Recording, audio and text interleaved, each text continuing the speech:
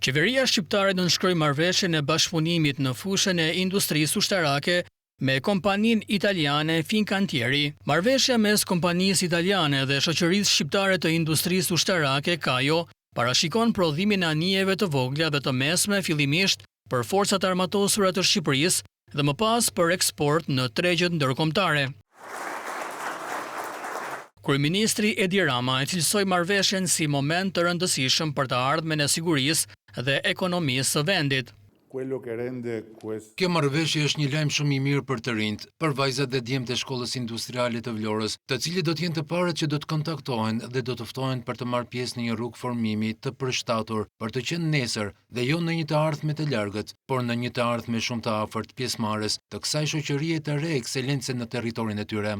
Ministri i Mbrojtjes Ermal Nufi tha se kjo marrëveshje do të sigurojë vende të lira pune.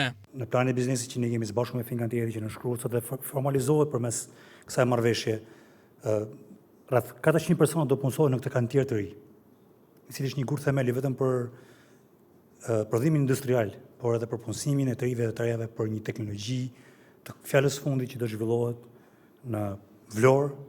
Por çfarë historiku ka kompania italiane? Rai News në janar të vitit 2023 shkruan se në kantierin e Porto Marghera në Venecia të Italisë, punëtorët shfrytëzohen nga Fincantieri.